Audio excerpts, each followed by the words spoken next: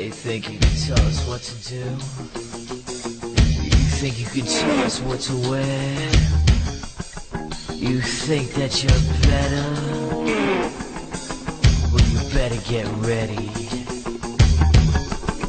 Bow to the masters. Break it down! Matt Ross, Expos Nation Invasion. Look, you know we had to put some wrestling in it because you guys were almost 1,000 strong at this event, Ross. First off, congratulations to you, Dave Kaufman, and the entire organizing committee that got together, all those fans from not only from Montreal, all over Canada, even probably upstate New York, and points in between. Congratulations, my friend. Thank you. Thank you very much. Thank you for taking the reins this afternoon on the program. Appreciate Actually, we're it. this evening now. We're early evening. Thank you for correcting my inaccuracy in the timing. I appreciate that, too. Well, you know, I just want to make sure. I know you're tired and fatigued from the grinding event that you had to go through.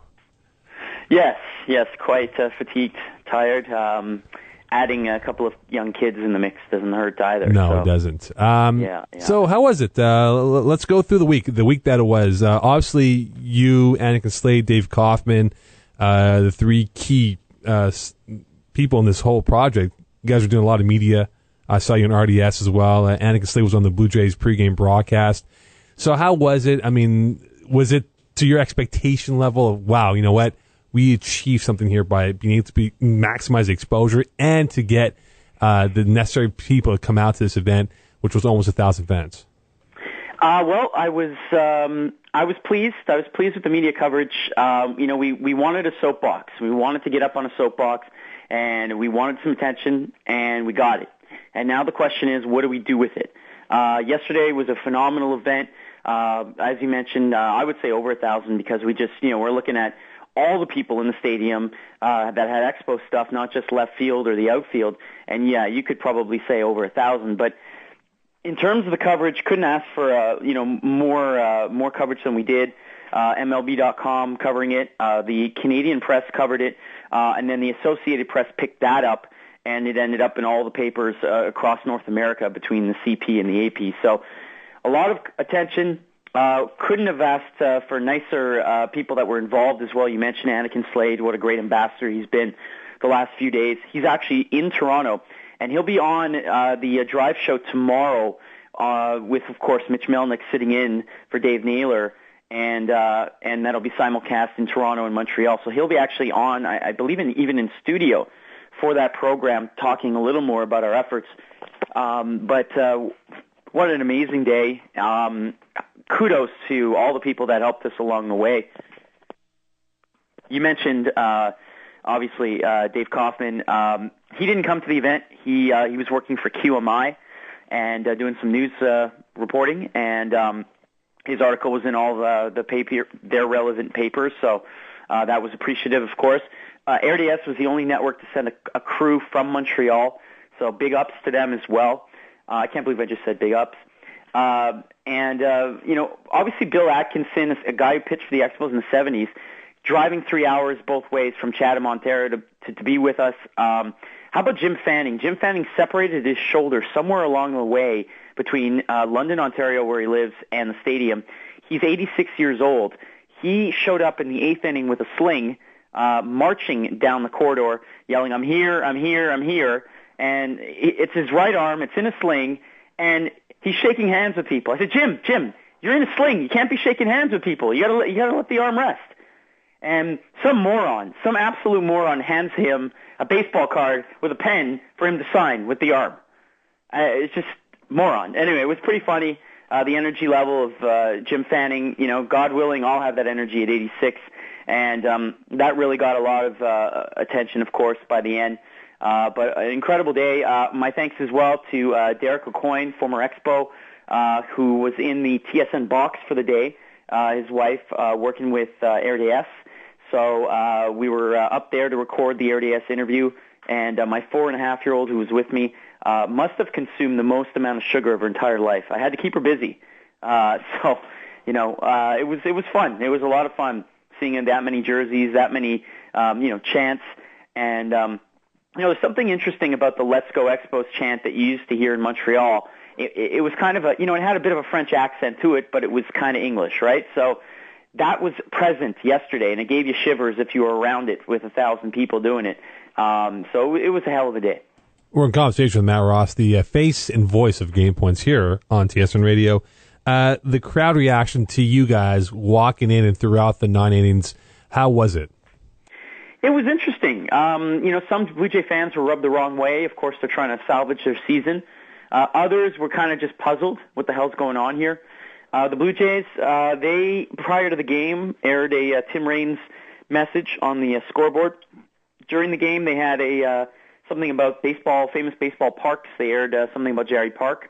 So that was nice of them. But it was, people weren't, I didn't even realize anything that was going on in the field. At one point I went, it's the seventh inning. I was running around, shaking people's hands, doing interviews, taking care of my kid, just enjoying the crowd as a whole. And then after the game, we had a private party at a local pub where we had probably about 100, 150 people, where the pub shut down for us. So that was kind of nice. Of course, Melnick in the afternoons. Mitch Melnick was there, Rod Francis as well. And they came to the after party. Former Expo PR guy Rich Griffin showed up in an Expos jersey, so that was kind of fun as well. And it was just a nostalgic day. And then, of course, the pinnacle, as you guys have probably seen, is Prime Minister Harper tweeting about it, Justin Trudeau tweeting about it as well. So it really did make the rounds. Fox Sports reporter John Morosi, who broke the story of the Tampa Bay Rays owner talking about the Montreal market a few weeks ago, he also tweeting about it, getting some information out there as well. So it was a lot of stuff going on during the day, and now the tension turns to Montreal and what we're going to do here. In your humble opinion, does this put you guys somewhat on the map? I'm talking about City of Montreal, Expos Nation, to say, you know what, we're ready to bring back baseball to this city of ours. What it's going to do, hopefully, is it's going to get some people energized. It's going to get some people talking, and it's going to get the right people talking, and that's what we need. It's the actionaries, it's the investors, it's the corporations, it's the bigwigs, if you will, and it's the conglomerates. And you had a caller just before me that talked about, the Canadiens owners. Well, there's one key part of that. It's Bell Media and their platform. Of course, we know how the Blue Jays owners get 500 hours of content minimum every year from the Blue Jays, and they can stream it on all their different mobile devices. So there's a huge synergy there for somebody who wants to own a team. And, now this event, this publicity makes this look credible. It gives us a little bit of credence, both the city and Expos Nation. And now our next step is to get some sponsors to do what we want to do in Montreal in terms of furthering the momentum and the fan support. And we're hoping now that we'll have some sponsors that will contact Expos Nation and help us bring in some former players, which we've already contacted, and then possibly start a season ticket drive, put together a list. And it's hard for investors in Major League Baseball to ignore ready and willing people that are right there, ready to put their names down and sign up and spend some money. And then it's a question of obviously where they will play and all of that. Well, Matt, I'm very proud of you and the guys that did this. It was I know you guys put in a lot of time and effort to organize. It's not easy to get 1,000 fans to come down to Southern Ontario on a weekend, especially, but it was well. Isn't that the attendance at the Michela compound every year? Well, we'll find out on August 4th. Seth, when's your powwow, by the way? On the 4th. On the 4th. We'll find out. It may be close. We're looking, 600, 700 people? And then if you come, of course, that attracts a couple of thousand more. Well, that could have been the case, yes. Well, Matt, thank you very much, as always. I won't be here Tuesday, but Steph will be here, and Brandon Lemon will be here. Springing that on us, huh? Yeah, by the way, Tuesday, folks, we're on 7 to 9 p.m. 7 to 9. Because Melnick in the afternoon will be obviously simulcast from Toronto doing the drive show there, 4 to 7. So we'll be on 7 to 9 on Tuesday. And, Stefano, you can go ahead and record this segment and put it up on GamePointsRadio.com. We got 2 words for you.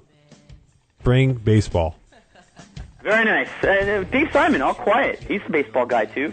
Yeah, well, we're going to talk more baseball with Dave Simon. Dave? Yes? He wants to say hello to you. Oh, yeah. Congratulations, Matthew Ross. I was happy to see, the Prime Minister of this country acknowledge your group, so I'm happy for you, man. I appreciate that, and it'll soften the blow of your Yankees losing to my Red Sox tonight.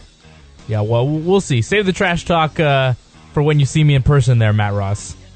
Fair enough. Matt, take care. I'll see you next Sunday, but you'll see Steph on Tuesday. Thanks, guys. Appreciate it. Take care. And thanks, Mo, for stepping in. And can't believe you just said you're proud of me. Wow.